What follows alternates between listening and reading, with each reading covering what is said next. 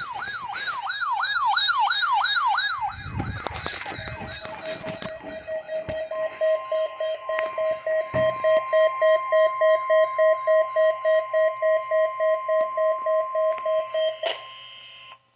is a test of NOAA Weather Radio's warning device. During potentially dangerous weather situations, specially built receivers are automatically activated to warn of impending hazards. When there is a threat of or existing severe weather, the test is postponed until the first available good weather day. Reception of this broadcast and the warning alarm will vary at any given location.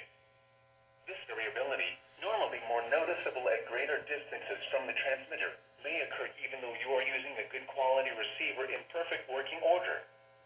The warning alarm will be activated for warnings of selected watches affecting locations in portions of West Kentucky, Southeast Missouri, Southern Illinois, Southwest Indiana, and Northwest Tennessee.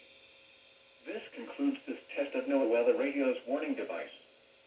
We now return to our regular